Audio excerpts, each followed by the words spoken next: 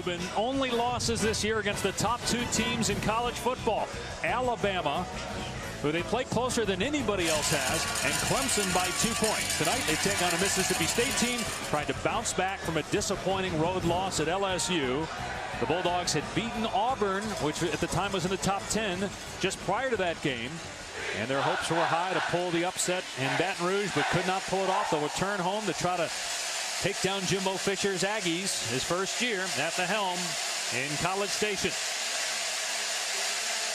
First year for Joe Moorhead at Mississippi State. His team 4-3 and 1-3 in conference play. A&M is 3-1.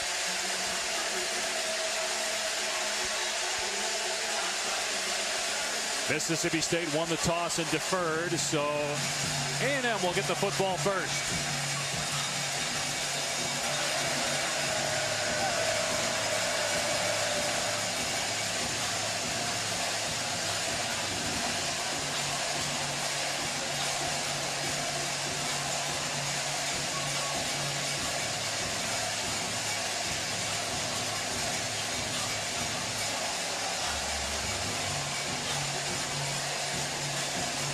Scott Goodman will kick it deep for Mississippi State to Roshad Paul and Jashawn Corbin. And we're underway from Starkville. This will be a touchback, and A&M will begin on the 25-yard line. Sophomore quarterback Kellen Mond takes the field. Night and day from a year ago with his passing. Completion percentage at 62. He was at 52 a year ago as a freshman. And he was thrown into an impossible situation last year. True freshman Nick Starkel wins the job in camp. Kellen Mond is forced into the lineup. He really, in a perfect world, would have redshirted, but he has bounced back in his second season and looks like a completely different player.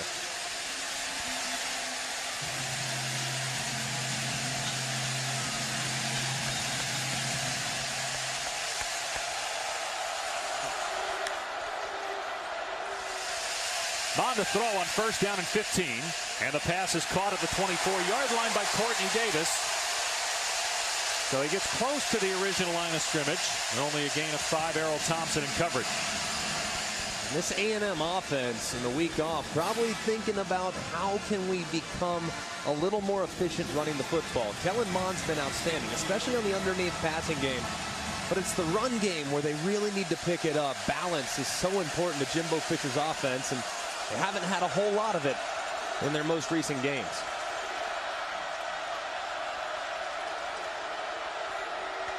On second down and 11, Mond to the air again, and the pass is high and incomplete, intended for Davis again.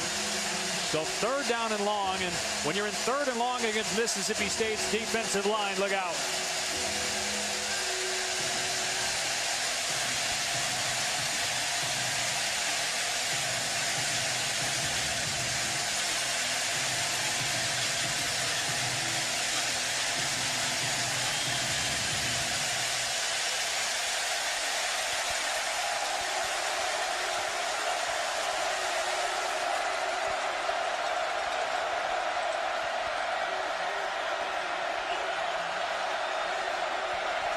And the receivers trying to relay instructions from their quarterback with a play clock at 1. Almost another delay of game again, but they get the play away this time. Mond climbs the pocket through the hands of the intended receiver, incomplete. Rogers couldn't come up with it, and it's 3 and out for Texas A&M to start the ball game. A great start for this Mississippi State defense, but if you're A&M, you have to think, man, we put ourselves in this spot.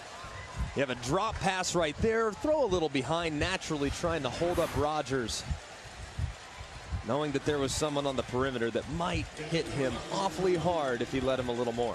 But a chance to flip the field even when you're punting from your 25-yard line, because you got the best kicker in terms of average maybe in the history of college football, and he booms this one. Braden Mann back to the 21-yard line, taken by Thomas, and he's bottled up. Could not go anywhere, and so Mississippi State will be backed up on its 20-yard line. Be interesting to watch Nick Fitzgerald early on. In talking with Joe Moorhead, the head coach for Mississippi State, because of Fitzgerald's struggles passing the football, under 100 yards 3 straight games, he said, you know what, Tried to play it conservatively a little bit. I'll take responsibility for that. I'm going to let Fitzgerald throw it downfield a little bit more in this game. Yeah, don't coach scared. I think that's when he looked at himself.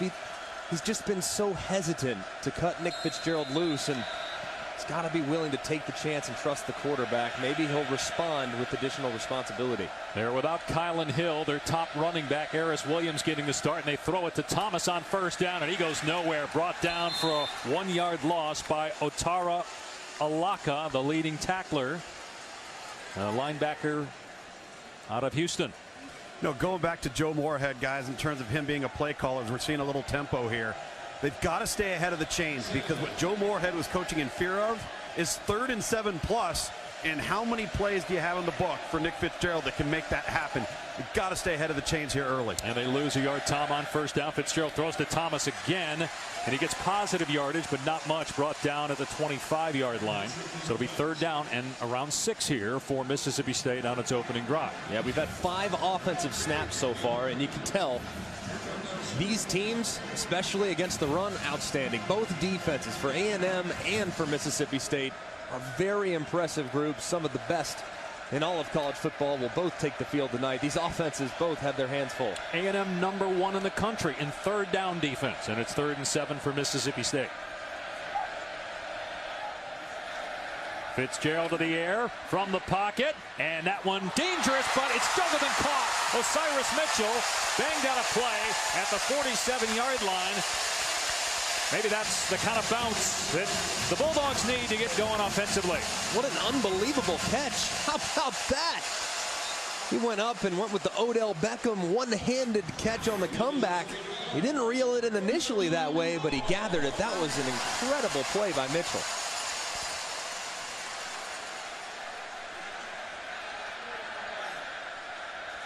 First down on the 47-yard line. Here's Williams with a huge running lane against the #1 rush defense in college football in Texas A&M. And it's a gain of about 8 yards.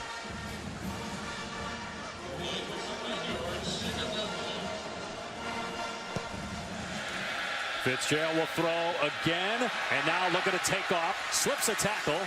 It's a big guy, 6'5", 230 pounds, able to pinball forward to the 37-yard line, pick it up about 4 yards. Now, Greg, that was an awful lot about separation downfield. They're trying to hit number 86, their tight end. Safety stays over the top. Smart play a week ago. That was a forced ball by Nick Fitzgerald on the road at LSU. Very smart play, knowing where you're at on this field right now. Put yourself into a 3rd down situation that you can handle. He's got 8 completions in the game last week, 5 already in this one. 4 interceptions in that game a week ago.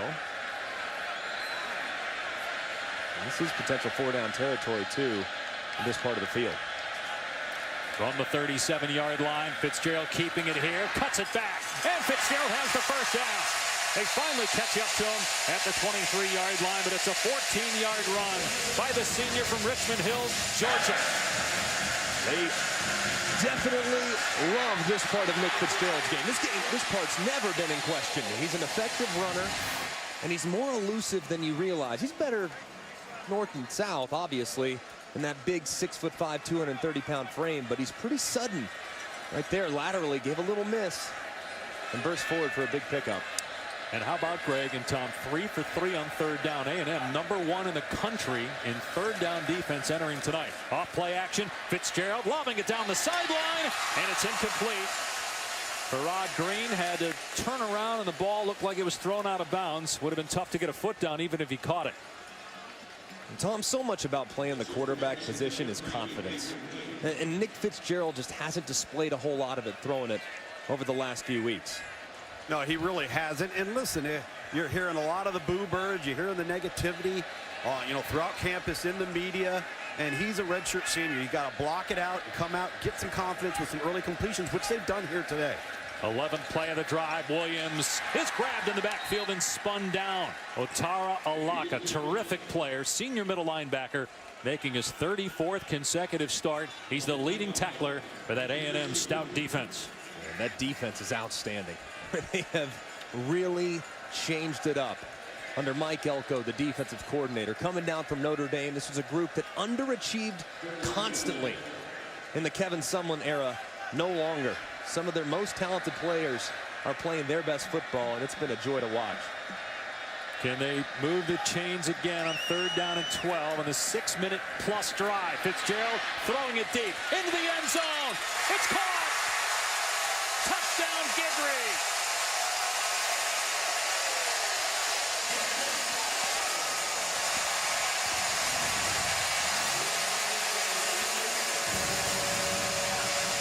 Did he get in? You can see he secures the catch, but at what point does that foot go down? Goes vertical, ball is in his hand, and that right foot, it does appear to be inbounds. And what a start for the Mississippi State offense. Just off the charts, confident, composed. And how about Moorhead, who's about as easygoing as you'll find as a head coach in college football, showing all kinds of emotion as the Bulldogs get an opening drive touchdown.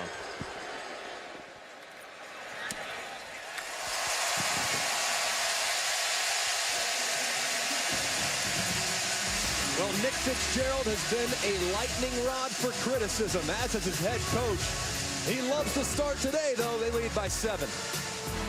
Nick Fitzgerald with his first touchdown pass in the last 5 games. He had 6 interceptions during that span since his last TD on September 15th. This will come out to the 25 after the touchback. And Kellen Mond back on the field for Texas A&M. He grew up in San Antonio, played high school football there before transferring to IMG Academy in Bradenton, Florida for a senior year. Committed to Baylor, but after Art Briles was fired, he decided to go to Texas A&M. His idol, Deshaun Watson, that's a good idol to have, especially when you watch Deshaun play Thursday night when he had more touchdowns than incompletions. He's done a tremendous job. Thrown into a very difficult situation last year, starting as a true freshman because of the injury to Nick Starkel, but he has really progressed in his second season. Travion Williams, big hole, up to the 32-yard line and brought down at the 33, a gain of 8. Mond last year completed just over 50%. He's at 62% completion rate. And in last year against Mississippi State, he was 8 of 26 for 56 yards. That was seems like a lifetime ago for him, the way he's played. It was an eternity. And Jimbo Fisher, of course, is a quarterback guru. He has done a wonderful job putting Kellen Mond in opportunistic situations to be accurate. He coaches to his strengths. And as a result, Mond has really shown tremendous potential. Right there. Williams in trouble. And they'll lose about 2. Jaquarius Landrews, who's starting tonight for the injured Brian Cole, was in on the play along with Errol Thompson.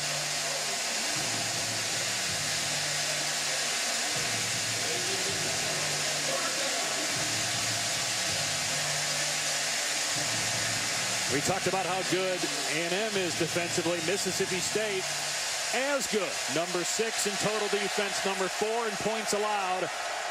And they love 3rd down on that D-line.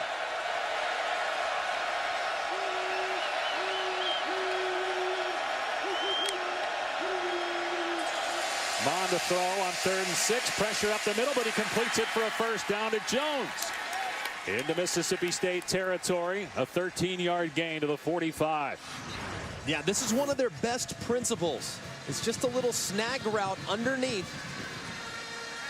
And they can look to the outside to the flat, not there. You work right inside. It's a great job by Mond finding Jones for the easy completion. This is one of their bread and butter passing concepts. And they'll run it at least 3 or 4 more times tonight. Mond is very comfortable reading through it. Mond, who threw for 430 yards against Clemson, 330 in the second half. Throws it back here to Travion Williams, and Mississippi State not full, but look at Williams showing off the skill, turns it upfield. But they catch up to him at the 42. Look at Jeffrey Simmons running all over the place. Yeah. Guys, look at the effort from Jeffrey Simmons here, number 94. Just unbelievable. Getting double teamed at the point of attack. Chases the screen to one side and runs it down. And he is unbelievable. I mean, when you watch him, Tom, you and I, we're used to watching the secondary, right? Yeah. But for some reason, there's occasionally a defensive lineman that you just can't take your eyes off of. Jeffrey Simmons is that guy, and has been for the last 3 years. One of the best defensive linemen in all of college football, maybe the best we've seen in person this year, as Mon keeps it and gets a block. Out of bounds near the line to gain inside the 35-yard line. Does have 4 rushing touchdowns this year. And he's able to move the chains to the 34. Greg, we asked Jimbo, you know, do you have a run number for Kellen Mond? He said, nope, I just play it by ear. But boy, does that keep a defense on their heels when they've got to account for that. Not only between the tackles on the quarterback counter or power, but on the perimeter. And he's a very capable runner. I mean, he's not going to necessarily take over the game with his legs, but keeping you honest, those 10, 12-yard gains that he can reel off 4 or 5 times throughout the game, and it's tough on a defense. Here's a pitch to Davis, and he runs out of real estate.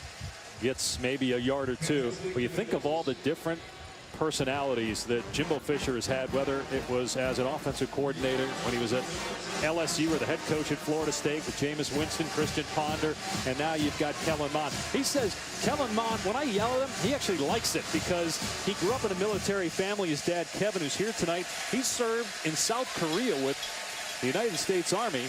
So Mond doesn't mind it when you get mad at him. It just drives him to be better. Yeah, and you can see Kevin right there looking on very proudly of his son, who's done a tremendous job. Yeah, Jimbo Fisher's going to coach you now. He's going to coach you hard and try to bring out the best in you. Mond to throw here on 2nd down. It's tipped in the air by Landers, incomplete. Landers coming off the edge. Made the play. It's 3rd down and 8. Landrews in for the injured Brian Cole.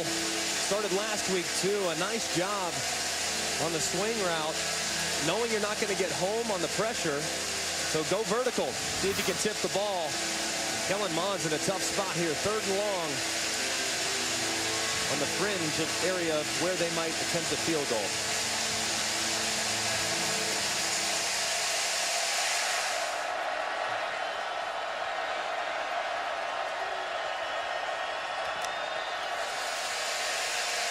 Mond from the pocket gets hit, but delivers a strike, but unable to hang on was Davis. And how about Landrews in coverage that time? 4th down. All-out pressure called by Bob Shoop, the defensive coordinator. Throws just a little bit inside. You have to think the hit that Kellen Mond absorbed as he delivered the football caused him not to get as much weight through it as he would like, which left the ball just a little bit to the right and led to the incompletion. And now a true freshman, Seth Small, who's made a 52-yarder, will try a 49-yarder, but he hooks this one away to the left. It remains 7-0 Mississippi State here in Starkville. After the missed field goal, Mississippi State takes over on its 32-yard line with a 7-0 lead. Let's see if Nick Fitzgerald has some confidence now throwing the ball. Although they run, Harris Williams bounces off a tackler and takes it all the way to midfield. An 18-yard pickup for Harris Williams, who's in for the injured Kylan Hill as the starting tailback for Mississippi State. Man, like a bowling ball, they go with a little counter action with pullers out in front. And Harris Williams, a guy that was replaced in the starting lineup by Kylan Hill. Still a guy that rushed for over 1,000 yards last year. A very capable back for Mississippi State. Now they go empty here with Fitzgerald. Pressure in his face, and that throw in the dirt. Alaka hit Fitzgerald as we look at our Chick-fil-A impact players. And it's no secret that this Texas A&M defensive line has been absolutely off the charts. It's a group of players that have been up and down over the last couple of years. Dalen Mack's probably the best example of that. A guy that was great as a freshman, very average, if not below average as a sophomore and junior, really turned the corner. I think this group collectively in the starting lineup, the best in the SEC. When you take the whole group into account. Better than Bama, huh? Better than Bama. Fitzgerald on 2nd and 10. Throws again. Mitchell able to make the catch right at the first down marker at the 41. 𝐓𝐞𝐱𝐚𝐬 in coverage. Let's see where they mark the football. No, Greg, a week ago or 2 weeks ago or 3 weeks ago, that's a dropped ball. And that's part of the equation here for Nick Fitzgerald. When he's been right, he hasn't necessarily been helped all the time. So a very important catch right there for the quarterback. They're 4 of 4 on 3rd down. This is 3rd and a yard as A&M stacks the line of scrimmage. And now here comes the check from Joe Moorhead on the Mississippi State sideline. Yeah, this might be a situation where Joe Moorhead throws it deep, because if you look at A&M defensively, all 11 defenders are within 4 yards of the line of scrimmage. It is play action. Fitzgerald rolling out, trying to get to the marker, stuck the football out, and they're going to say he's short. So it's 4th down. We'll see if Mississippi State goes for it. Keeping the offense on the field. Again, hard to tell from that angle where the ball was when he crossed the line, but now they're going to punt the ball. What do you guys think of this here? I think Joe Moorhead's upset with the spot, I'm assuming. You guys like this decision to punt it away? I'd go for it. I mean, I would too. Right now, this point of the season, your defense is still outstanding, and you have to trust them to go out, get the ball back, and you'll be right back in the same spot. But I'd go for it in this situation, especially with a big quarterback. Well, it didn't look like he was mad at the official. Looking at Moorhead, he has a great play is made at the 1-yard line. Chris Rayford with the play to pin A&M deep, a 41-yard punt, no return. It's a beautiful over-the-shoulder catch at the 1-yard line. Absolutely perfect, and that's why you punt it right there. Hindsight is 20/20. 9 seconds to go here in the first quarter, and A&M backed up. The cowbells as loud as they'll get on this end of the field. And it's just a quarterback sneak. Mond out to about the 4-yard line. That's the end of the first quarter here in Starkville. Nick Fitzgerald throwing the football. The story of that opening frame. 7-0 Bulldogs over the Aggies.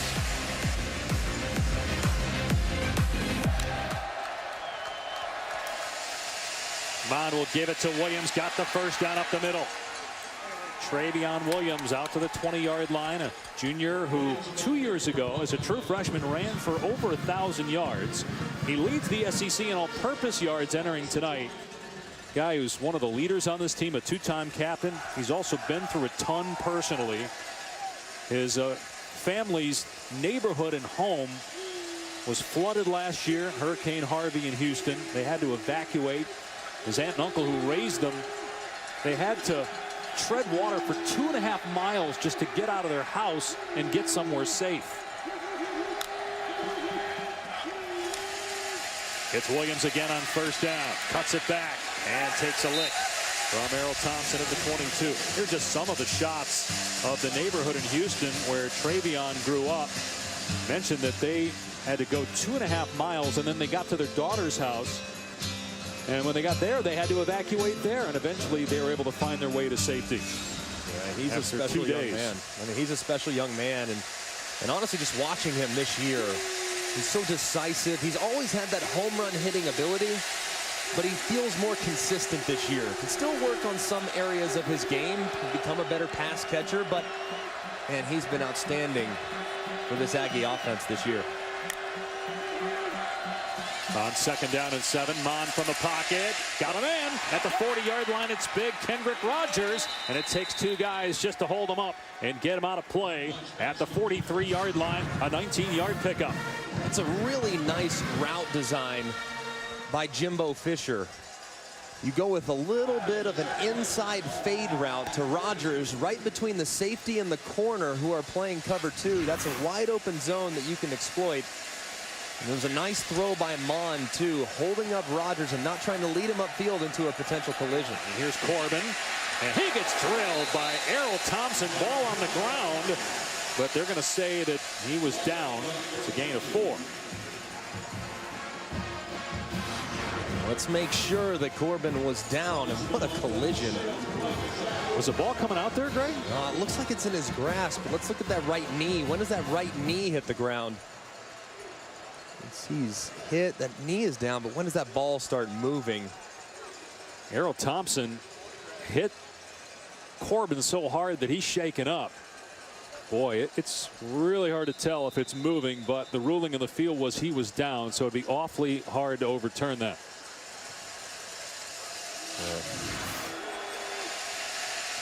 They keep it on the ground on 2nd and 1, and Corbin is free. Drags Abram with him inside the 25. They still can't get him down. Finally, he goes to the ground at the 19-yard line. A 30-yard pickup.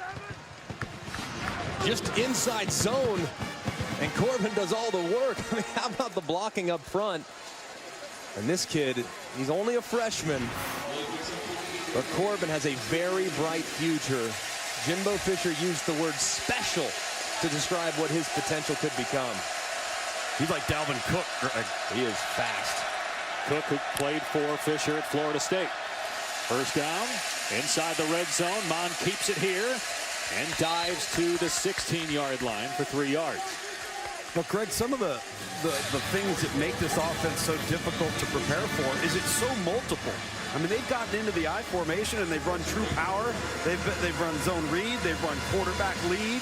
There's just a lot to prepare for during the week for this Texas A&M offense, and they're finally getting good field position and getting some consistency with this drive here after sputtering for much of the first and a half quarter. No doubt, Tom. I mean, they've run a bunch of plays, 22 so far, and they've probably thrown 15 or 16 different formations at this Mississippi State defense. Really tough to prepare for a multiple group like this. Mond on 2nd down and 7 with a clean pocket, dumps it off. Corbin, and a nice open field tackle by Errol Thompson at the 14-yard line. So only a couple yards, it's 3rd down. Right there on 2nd down, they actually called that play intending to get it to Jay Sternberger, number 81. He just hasn't had a lot of separation tonight. And on 3rd down in the red zone, I want to look at my most reliable wide receiver, and that guy wears number 81. So if I'm Kellen Mond and if I'm Jimbo Fisher, I'm thinking of a way to get the ball into Jay Sternberger's hands.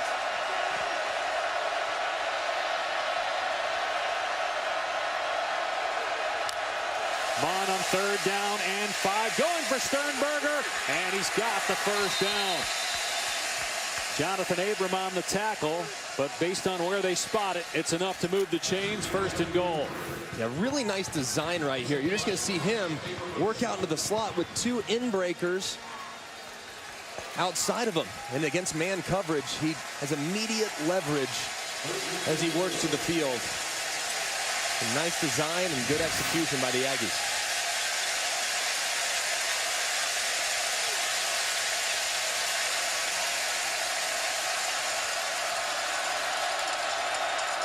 From the 9, 1st and goal.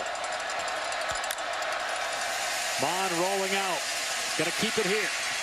Leaps over a defender and then gets leveled by Errol Thompson. Dangerous play by the quarterback, going high in the air and taking a shot. How about Travion Williams, his running back, getting a block? He tries to jump over that block.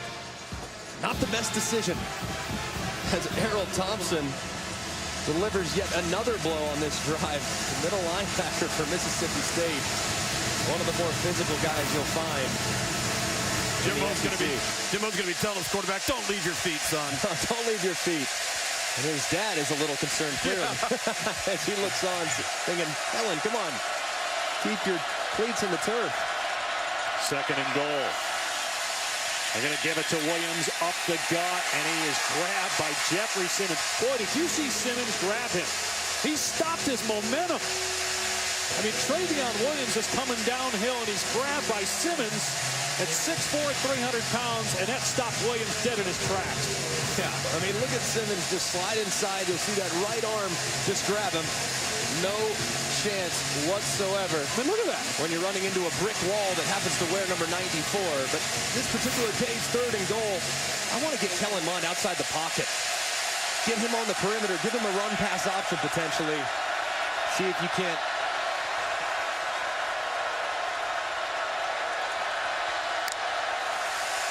into the air. Looking in trouble. Hit by Landers and brought down. Jaquarius Landers has been all over the field here in the first half for the Bulldog D.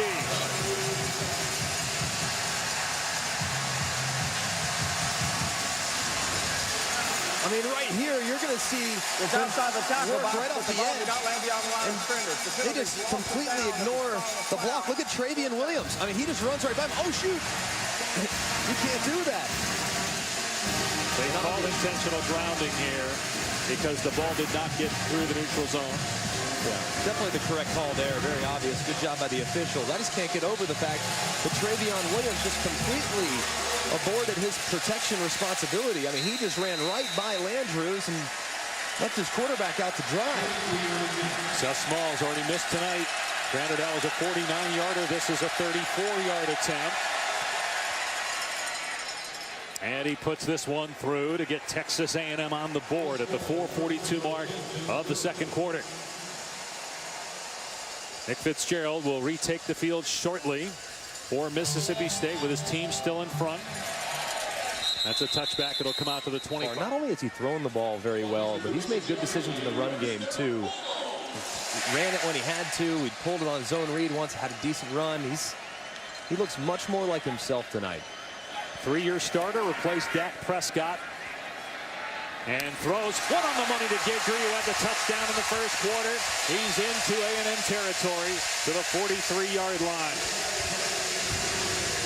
This ball just jumps out of Nick Fitzgerald's hand on the curl route. Look at how much velocity is on that football. And that's just a high percentage throw. I mean, this is not a difficult throw for a Division I quarterback. It's a 15-yard curl. Guidry's a decent-sized wide receiver, big catch radius. It's a nice throw by Fitzgerald and a good call by Joe Moorhead. And the design quarterback run here for Fitzgerald. And he picks up 8 or 9. You don't normally see A&M giving up this kind of yardage on the ground. There's Kylan Hill, who has had some big games this week, including 146 yards against Auburn, but he was hurt in the LSU game. Lower body injury and not available tonight. I'll tell you, Dave, it sure helps when you have some type of perimeter pass game to help your inside run game. No doubt. That's 7 yards there. When your head coach, too, is that fired up for you when you complete a touchdown pass, I mean, that's got to boost your spirits. He's been down in the dumps, Fitzgerald, lately. Nothing happening here. Williams did well to get back to the line of scrimmage, brought down by Mack. Take a look at what happened on first down here. Fitzgerald getting hit.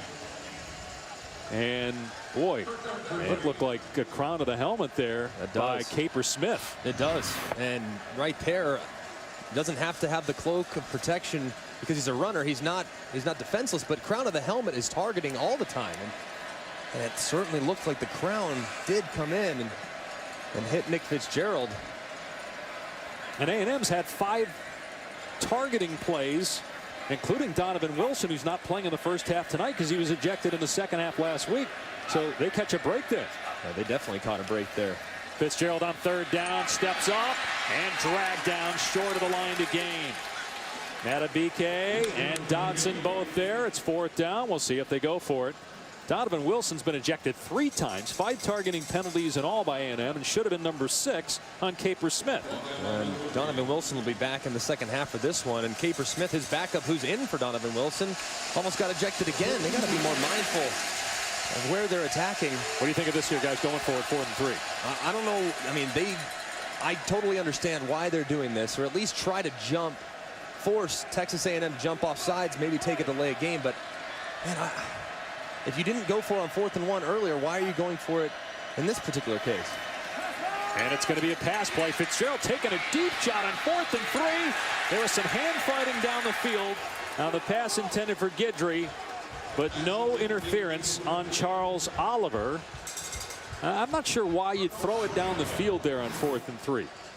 Well, if you have one-on-one, I understand trying to give your playmaker an opportunity to make a play on it, but I go back to the call itself. A little bit of contact, but good no call in the situation. But he threw the ball out of bounds, too. Can't throw the ball out of bounds. I mean, you're trusting Fitzgerald, a guy that you haven't shown you trusted at all in the last month, to make a play They're on 4th down and 3, throwing it 30 yards down the field. I still go back to the call originally. I mean, earlier in the game, they punted on 4th and 1. Right there, it's 4th and 3, and you opt to go for it in a similar part of the field. I guess I don't understand why you wouldn't have gone for it on the shorter yard to gain. But in that particular case, you felt good enough about your situation to throw the ball downfield. Doesn't make a lot of sense to me. And now you got 48 seconds for A&M and a couple of timeouts. You got a chance to get some points going into the locker room. Sternberger dropped the ball, though. Jamal Peters in coverage, so 44 seconds to go. 2nd and 10. This offense is just out of sync right now for Texas A&M, and you can kind of see the body language on the sideline, kind of looking around at each other like, what's going on here, guys? Let's get this thing cranked up. They haven't had successive big plays in a row or consecutive plays where they've executed well, and it's causing some real problems. Tommy had some lint on your right shoulder there if you want to brush it off based on that shot we had here. Here's Mon from the pocket. Sternberger again couldn't hang on. Looked like a pretty good throw. There is a penalty flag down in the backfield, though.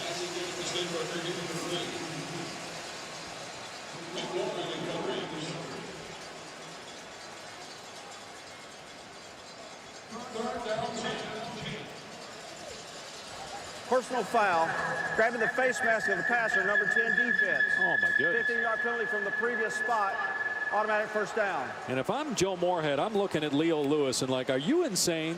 Why on earth would you stick your hand into even close to the head area of the quarterback? Yeah, and Joe Moorhead literally goes straight over to his defensive staff and says, take him out, get him out.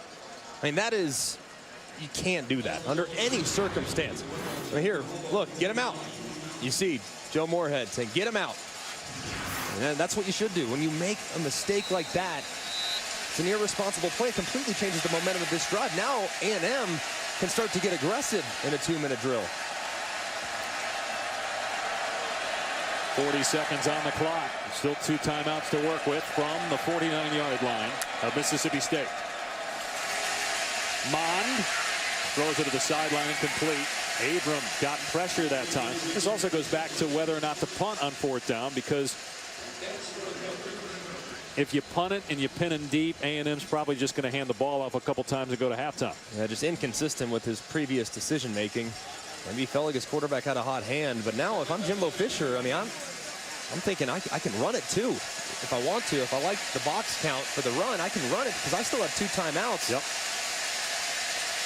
And I'm not that far away from potentially trying a field goal. Even though your kicker missed from 49 earlier, he does have a 52-yard made field goal this year, so you need to get to around the 35-yard line. Mon with a clean pocket, throws down the sideline, one-on-one coverage incomplete, but a flag. Davis being guarded by Smitherman, and a penalty marker is down at the 25-yard line.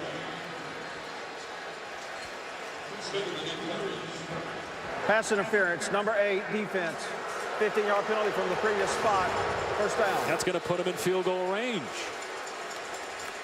Man, that's not much there at all. It's not a lot at all. Those are 2 guys hand fighting. I don't like that call. I really don't. I mean,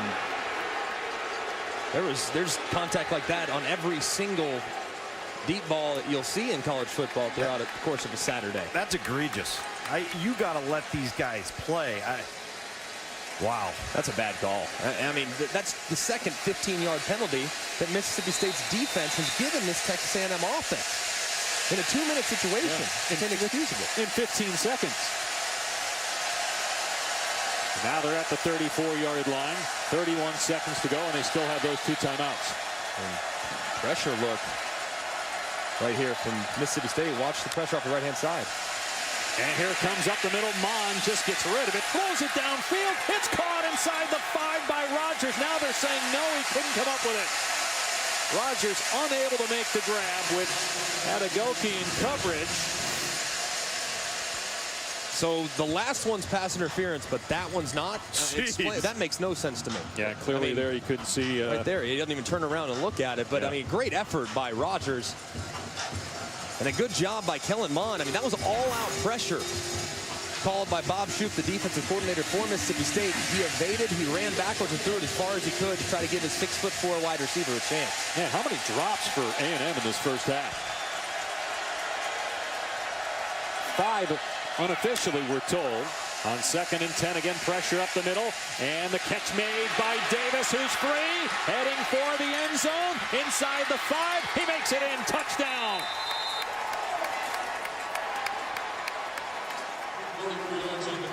"34-yard catch and run by Courtney Davis, a former big-time recruit who tore his ACL 2 years ago. Didn't catch a ball last year, but is making plays in 2018. Man, what a turn of events. You have to go for it on 4th and 3. You don't get it. You have a face mask. Then you have a pass interference. And then you blitz all out again, and they go with a tunnel screen for the big play touchdown. Well, the passing game a little bit better for Mississippi State, yet the Bulldogs still find themselves down to Texas A&M 10-7 at halftime. Go to the studio now. Mercedes-Benz halftime report. You're watching the SEC on ESPN. A late touchdown by Texas A&M. And the Aggies have a 3-point lead as we get ready to start the second half from Starkville. Dave Patch with Greg McElroy and Tom Luginbill. And as we look at our Buick Drive recap, we see how Mississippi State basically collapsed the last 40 seconds of that first half. Right? Yeah, they controlled the first 29 minutes and 20 seconds, but it was all A&M after that. Here it was on the 4th and 3. Didn't agree with that decision. And then they get a face mask, free 15 yards, and then a pass interference, a little questionable, free 15 yards, and then Kellen Mond hits Courtney Davis on the tunnel screen, and it was off to the races. Changed so quickly. Mississippi State has to be kicking themselves for the way they finished up. They really did a nice job early on in the game, but it got worse as the game progressed. Mond had only 56 passing yards until that touchdown that went for 34 yards. Nick Fitzgerald played much better throwing the football in that first half, and we'll see him shortly here. It'll be a touchback, and the Bulldogs will start on their 25. And Nick Fitzgerald's been hit a few times tonight. And if you look at Texas A&M on defense, Mike Elko, the defensive coordinator, has been aggressive. They blitzed him, and early on, Fitzgerald handled it very well, throwing a nice touchdown down the left-hand side. But as the game went along, those pressures ramped up a little bit more, and he didn't handle it quite as well there, throwing it off target, and then not seeing the corner blitz off the left-hand side a little later in the second quarter. So he's got to do a better job of recognizing that pressure and getting it out on time when Texas A&M opts for blitz. First year for Mike Elko with A&M. He was at Notre Dame last year as the defensive coordinator, former player at Penn. Bulldogs on their 25. Fitzgerald going to throw it on first down to Mitchell, who had a drop in the first half, but able to hang on here for about 6 yards. And the defender injured on the play, Devion Renfro. Renfro going to stay in the game, maybe go right back at Mitchell here. Donovan Wilson is back. He was suspended after getting a targeting call in the second half of A&M's last game, so he had to miss the first half of tonight's ball game.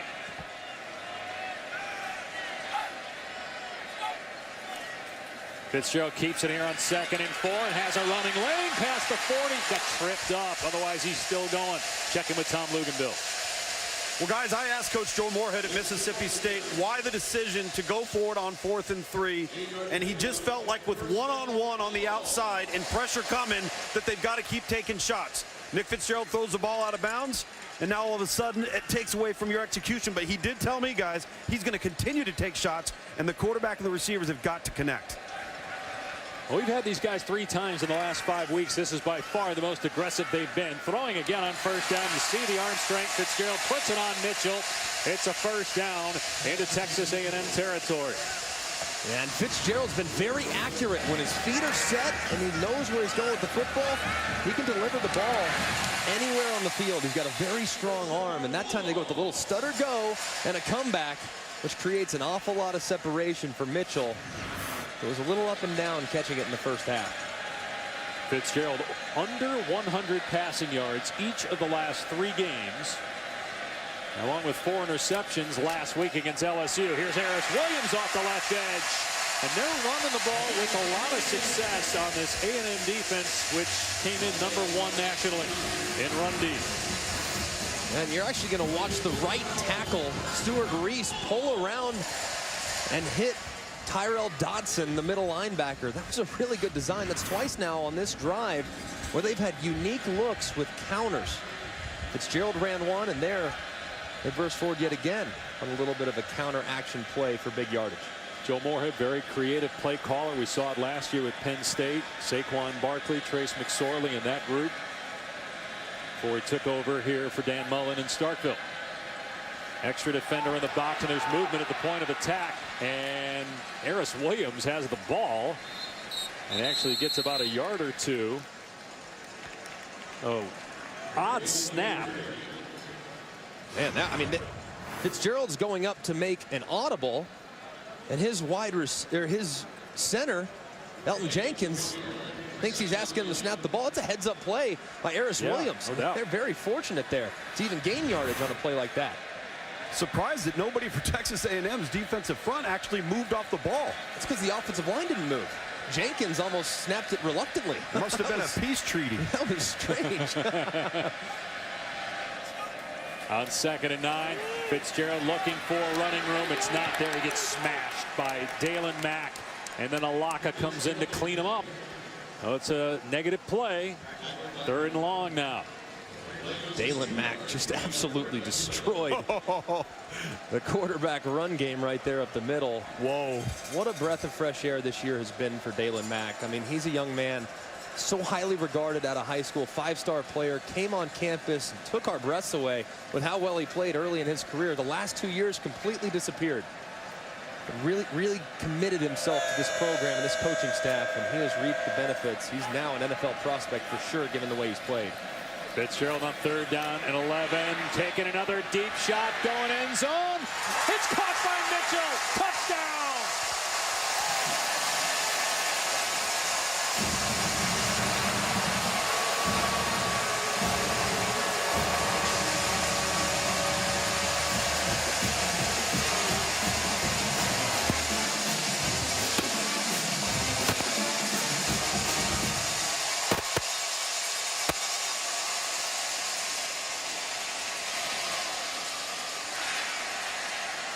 How about Nick Fitzgerald tonight? Looks like an entirely different quarterback, the way he's throwing the ball with confidence down the field.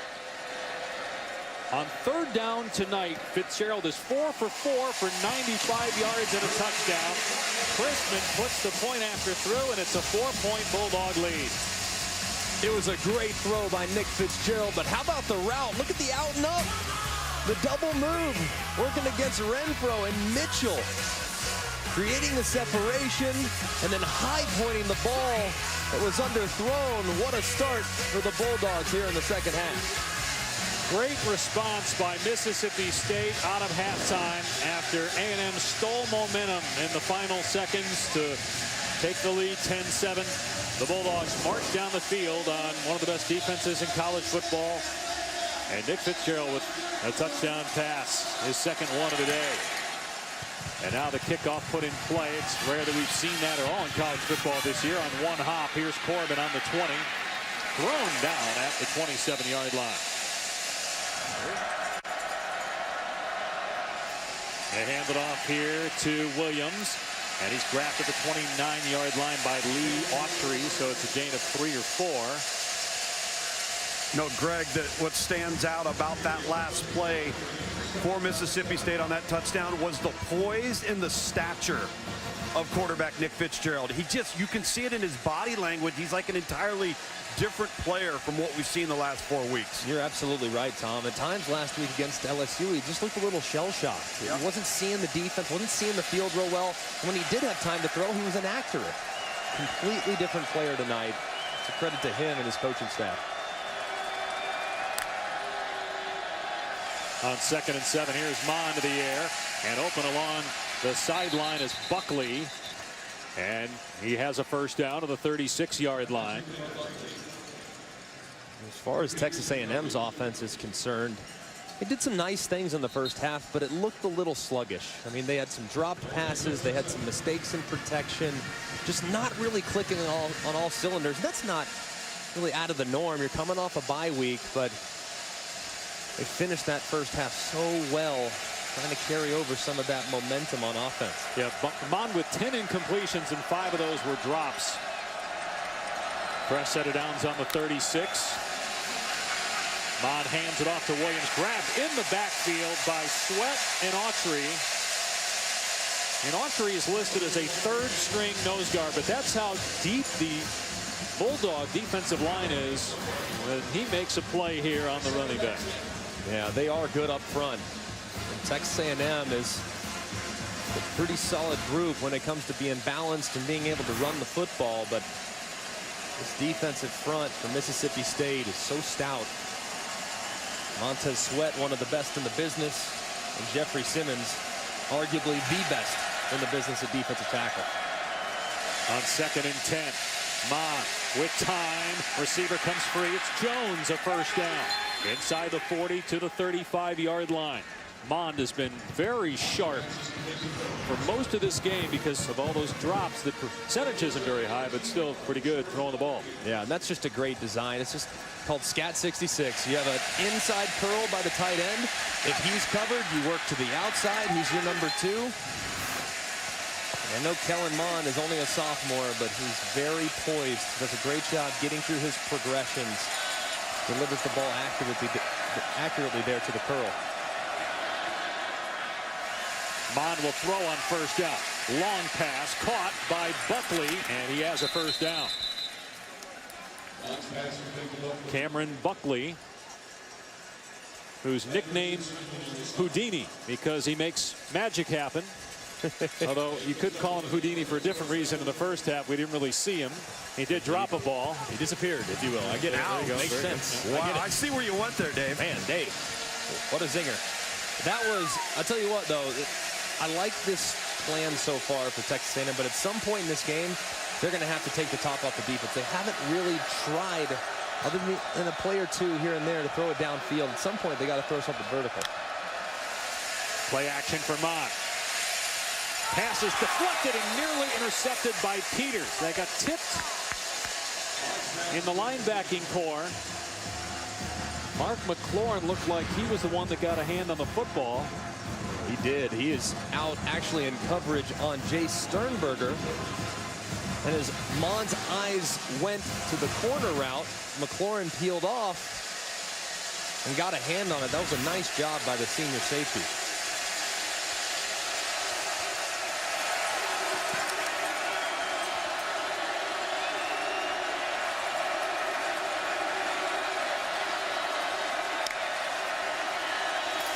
Another pass play here in the red zone for Mond. And here comes Simmons. Mond dumps it off to Travion Williams. And he steps out of play after another loss. About a half-yard loss. Chased out by Jamal Peters. And now it's 3rd and long.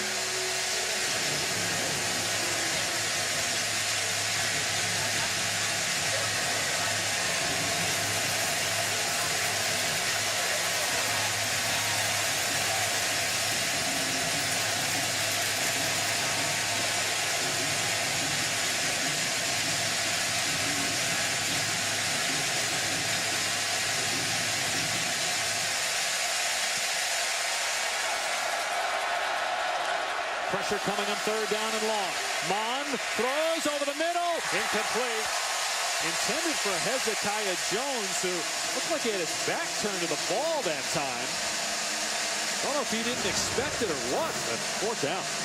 Yeah, you see he just goes down. How was that? I don't know if he thought that the ball was going for Sternberger. He must have, right? He must have thought that. He saw Sternberger in the area and got down. He had to have. I mean, that's just a bust by Hezekiah Jones. There's no way that they were supposed to be in the same spot, too. That's just poor design. So clearly, whether it was Sternberger or Jones, somebody busted that route. And now a 40-yard field goal try that is good from Seth Small, who's 2 for 3 tonight and gets the Aggies back within a point. We're taking a look here at our AP rankings brought to you by Chick-fil-A. And Clemson just rolled today in Tallahassee. Notre Dame has extended its lead over Navy to 27-0. Georgia outlasts Florida. Fascinating top 10 right now. A lot going to happen here in the final month of the season. And these teams really match up well. Really good in the trenches. Solid personnel in the front seven defensively for both teams. It's always such a physical game when these two teams tee it up. They fake the swing pass, and Fitzgerald in trouble. Slammed to the ground at the 11-yard line. Jaden Peavy makes the play for Texas A&M, getting the sack. Yeah, watch Peavy. He's right here. He's going to work out and then get back in beating Stuart Reese, the right tackle. A nice job using his hands right there, engaging, throwing the right tackle off of him, and collapsing on Fitzgerald for the sack. Really well done by the sophomore.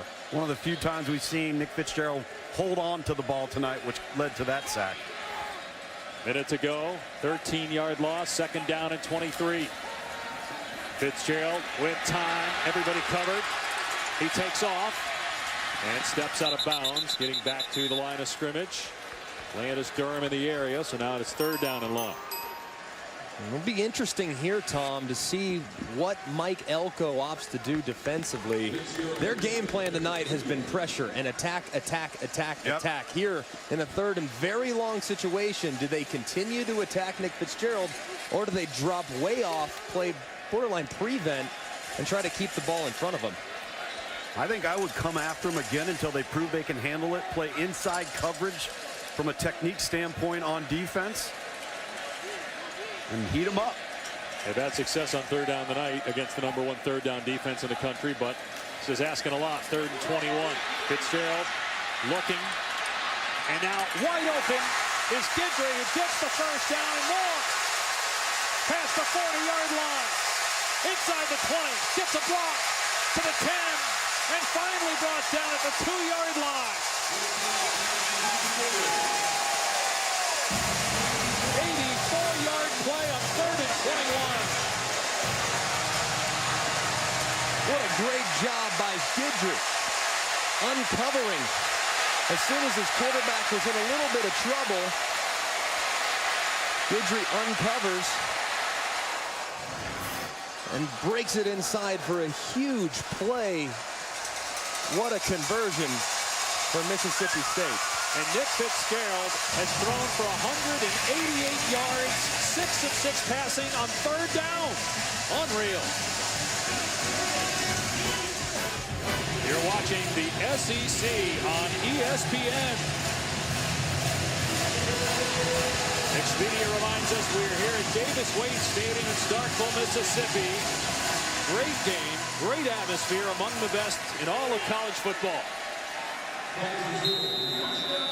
And after that 84-yard pass play, the longest of Nick Fitzgerald's career, they have a chance to extend their lead with first and goal on the Texas A&M 2. 84 yards on third and 21 for this embattled quarterback. He'll keep it here. And grabbed by Kiki. No gain on the play.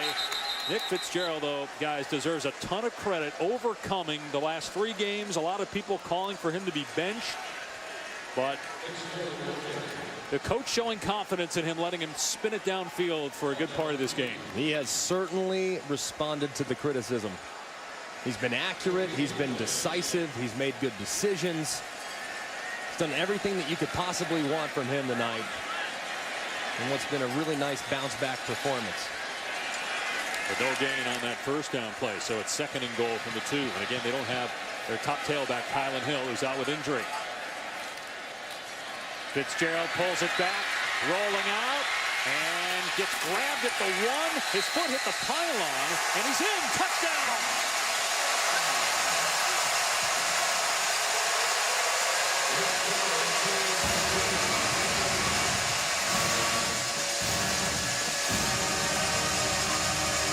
Durham almost with a horse collar, and then you see Fitzgerald, he's clearly not in. He runs into his own guy, Justin Johnson, down on the 1. The ruling is the runner stepped out of bounds with the ball just inside the 1-yard line, short of the goal line. It'll be third and goal inside the 1. Clock will start on my signal. And he clearly wasn't in, so now it's third and goal from the 1. You in 4-down territory, guys, here? Absolutely. This part of the field, 4-down territory. make this potentially an 8-point game unless you lose yardage here. If you lose yardage, then you have to bring the field goal unit out. But if you gain it, or if it's no gain, I'm absolutely keeping my offense on the field for 4th down. Fitzgerald keeps it, and Fitzgerald powers his way into the end zone. Touchdown!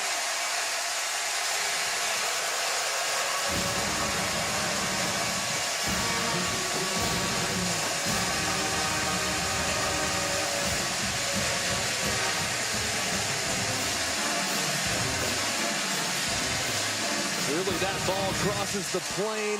What an individual effort by Nick Fitzgerald. There were 3 unblocked Aggie defenders there in the hole. He made one miss and then pushed his way through 2 more en route to the end zone. 8th rushing touchdown this season for Fitzgerald. He also has 2 passing touchdowns. Then that extra point squeaks inside the left upright. 8-point lead for Mississippi State. It was all made possible by a huge conversion on 3rd and 21. Nick Fitzgerald, nothing open initially, escapes to his right, finds Guidry, and he takes it to the 3-yard line, and a couple plays later, Fitzgerald pays it off for the touchdown as his coach looks on. The Bulldogs lead by 8. We're back on ESPN Saturday Prime College Football, presented by Hampton by Hilton. Nick Fitzgerald has accounted for all the Mississippi State touchdowns, 1 on the ground and 2 through the air. In the field of play, Corbin at the 10, up to the 20, brought down at the 23-yard line. Let's go. Down 8 points, all of their timeouts remaining, 7:33 on the clock. So you figure after this they have 1 possession left, maybe 2, depending on their defense. But time's starting to run out. Underneath, it's Corbin, past the 40, up to the 44-yard line. So they get a chunk play there of 11 yards. 2nd down, Willie Gay on the tackle. Boy, is he exciting, Greg. If this is the type of athlete that they're going to get skill-wise here, and I know they've had some good offenses in the past, but boy, he is special. He's like he's shot out of a cannon every time he has the ball. The explosiveness by number 7 is remarkable for a freshman. He's in the backfield again here with Mond on 2nd down and 4.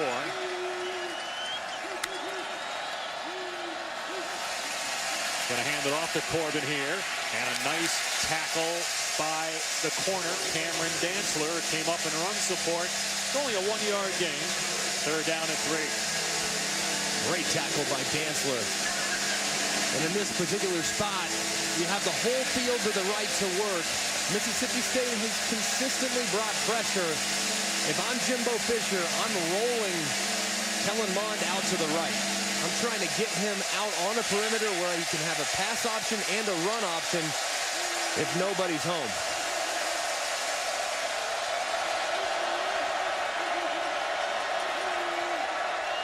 Aggies are 0 for 2 on 3rd down this half. Instead, it's a straight drop back. Receiver able to make that catch. It was thrown behind Hezekiah Jones, but he hung on to it. And that'll move the football into Mississippi State territory with a fresh set of downs. And this is really nice catch and concentration by Hezekiah Jones. Obviously, the first time he caught it, not great. And man coverage, a good job, too. You got to give credit to Jay Sternberger, who went out and gave a little rub to Jones as he burst on the drive route underneath. Nearing 5.5 to go here in the 4th quarter. Mond pulls it back, and it's picked off, no dropped. Oh, Abram had it, and he put it on the ground.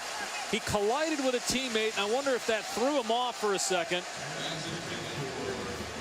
Should have had a pick.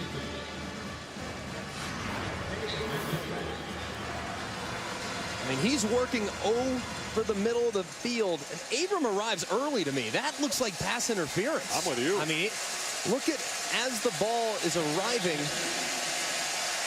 I mean, it's pretty clear. Yeah, he knocked down Buckley was on the ground before the ball even got there. Abram a little early, fortunate to get away with that one. 2nd and 10 for Texas A&M. They bring Buckley into the backfield, fake it to him. Mond way backs up, setting up the screen to Williams. Gets a block. He's inside the 40, has the first down, still going inside the 20. Williams finally Brought down inside the 15-yard line. Boy, Mon just sprinting backwards forever, waiting for that screen to come open. Man, what a great play call by Jimbo Fisher. Pressure by defensive coordinator Bob Shoop. And they go with the screen yet again, just like they did in the first half, except that was a tunnel screen. This is a halfback slow screen. Tremendous job by Kellen Mond, retreating away from those blitzers, putting a little air over the top to Travion Williams, who had a lot of green grass out in front. Timely play call for the Aggies. Ball on the 15-yard line. Mond to throw. In trouble. Oh, he gets smashed back at the 25-yard line by Corey Thomas.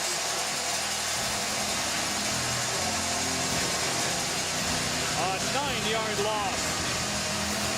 Yeah, here's Corey Thomas. He works out and around and makes this play. At first glance, you see the collision too, and you think that it's number 94, Jeffrey Simmons, and huge contact on number 34, Corey Thomas.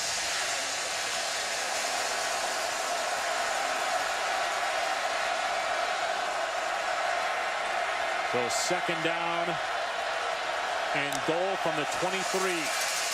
A penalty and then a sack and a pass here that's caught. They get back to the 10. Buckley on the catch. Actually the 11-yard line. Third and goal. You're in 4-down territory here though. Third and goal from the 11. No doubt. 4-down territory in this shrunken part of the field. We've been saying it all night. Since Kendrick Rogers is not on the field, he's your biggest target in this area. Since he's not out there, I have to be looking in the direction of Jay Sternberger, All-American tight end. He's in the slot there to the right at that third and goal sign. From the 11-yard line, let's see, the Bulldogs don't bring pressure. Mond waiting, throws it into the end zone, and it's overthrown. Out of the back of the end zone, Buckley, the intended receiver. But Montez Sweat was about to take down Mond. He had to get rid of that ball. Montez Sweat is making Carson Green earn his scholarship tonight. The right tackle had his hands full. But obvious, keep the offense on the field. Right there, Mississippi State opted to drop everybody out. So you might be forced as an offense to throw it underneath. But you got to tell your wide receivers to get vertical as quick as humanly possible. Fourth and goal from the 11-yard line. Needing a touchdown and a two-point conversion, and the play clock at 1. They get the play away. Mond to the end zone. It's picked off. Errol Thompson. Potentially a game-saving interception with 2:36 to go.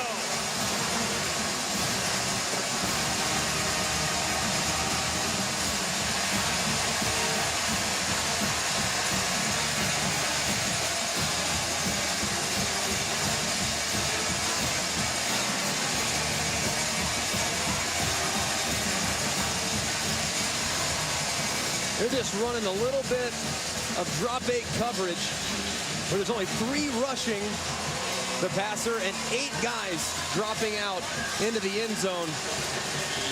Thompson reads Kellen Mond's eyes right to the spot and makes a great interception as Mond was looking for Jay Sternberger. Jimbo Fisher looking on in agony as an opportunity was squandered. But it's not over yet if they can get a 3-and-out using their timeouts. Fitzgerald going to keep it here. But that's too much that A&M gives up there on first down. Jimbo Fisher calls a timeout, but that's a gain of 4 yards. I mean, you know it's coming. And A&M's so good against the run, but not on that play. On 2nd and 6, Fitzgerald gets the first down, might get the touchdown. Redemption, resurrection. Nick Fitzgerald has come alive tonight. They wanted him benched last week. He wins the game maybe for the Dogs. 76 yards.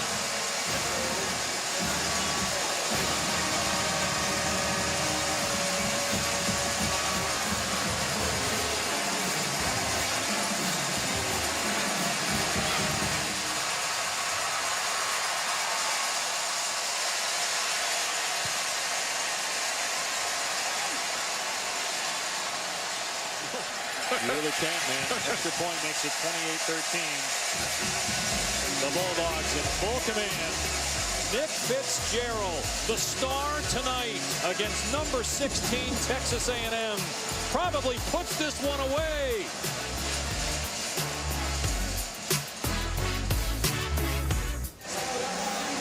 Now, Nick Fitzgerald was penalized, not for this, though. This was long after it, as he dunks home this win, more than likely, tying Anthony Dixon for the school record with his 42nd career rushing touchdown. For a kid that had struggled so much the last 3 games and it had such a good career, certainly as a runner, becoming the all-time leader in SEC history in quarterback rushing yards, breaking Tim Tebow's record, to a guy that threw 4 picks last week. Even Joe Moorhead said, look, I'm going to play Keaton Thompson in the second quarter and see what happens from there. But he only played 3 plays. Fitzgerald came back in the game and hasn't left. Here's Corbin from the 30-yard line. And forward progress stopped at the 33. Kellen Mond from his 32. Mississippi State still bringing pressure. Sternberger on the catch, and the clock will stop here as he's pushed out of bounds, shy of the marker at the 40-yard line. In this situation, obviously 2 touchdown games, you got to push the ball down the field. You have to. 5, 6, 7-yard throws. Mississippi State will give those up all night long. So the mid-range and long-range accuracy for Kellen Mond is going to have to be elite if they're going to mount any comeback whatsoever. They just wasted 20 seconds outside of 2 minutes. The clock started on the ready for play. It stopped when he went out of bounds. It's going to stop again here on a first down catch by Davis. But on that play, you're outside 2 minutes. It stops when you go out of bounds, but as soon as they reset it, they're going to start it again. And it didn't look like Mond was ready, and they wasted 20 seconds.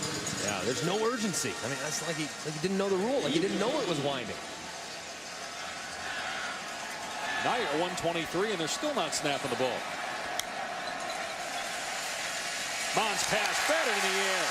How about Jaquarius Landrews in the game he's had, man? He's done a great job filling in for the injured Brian Cole. It's time they bring pressure. He goes vertical for the 2nd time tonight and knocks that ball down. I'm very impressed with this defense this season. Their offense hasn't always given them their best performance. I'll tell you what, this defense for Mississippi State every week has shown up ready to play. It's a credit to Bob Shoop and these players.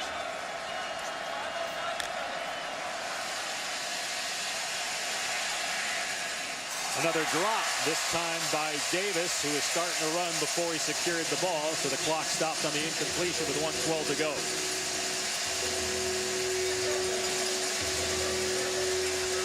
The drop certainly a story in this game. 6 drops by A&M.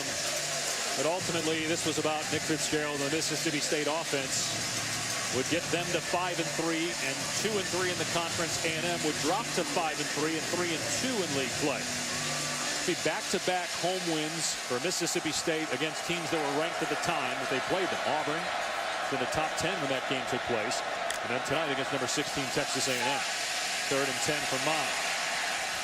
Throws horizontally here to Travion Williams and out of bounds. Clock will stop with 1:03 to go, and it's 4th down.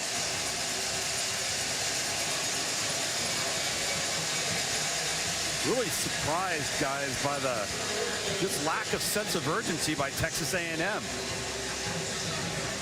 mean, it's almost like they've conceded. Yes. I mean, I'm shocked by this. I mean, push the ball down the field. You have to. You have no choice. You have nothing to lose. And if you don't push it downfield, at least have some urgency to get up and snap the ball in the next play. Got to get to the 42-yard line here to keep this drive alive. Mond in trouble and taken down for a sack with a face mask. Montez Sweat grabbed the mask of the quarterback, and A&M not done yet. Going to be a 15-yard penalty. They're going to have the ball at the 33-yard line. Clearly, tug by Sweat.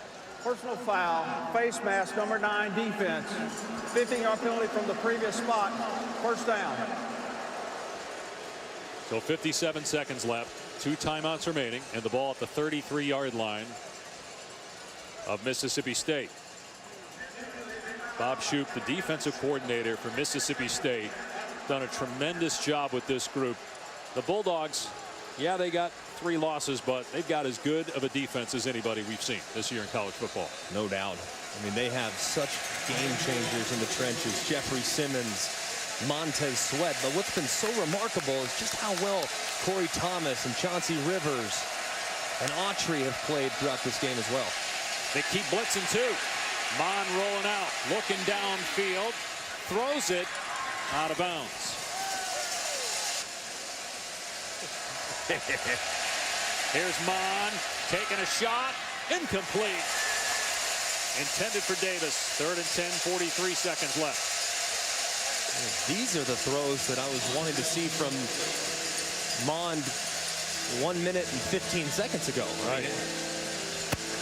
Know that at this point in the game, just throw caution to the wind, but we're very conservative those first few plays of this drive. This is where you got to just push it down the field, whatever it takes.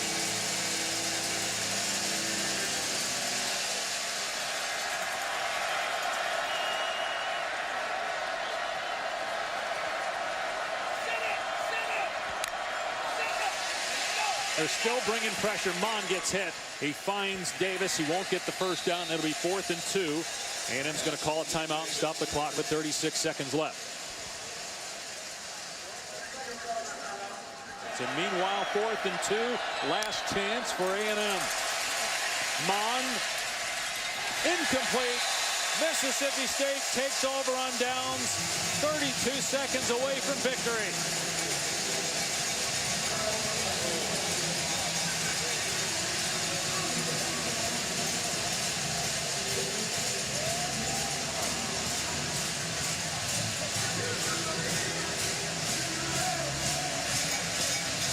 With A&M losing tonight, the winner of Alabama LSU probably wins the West.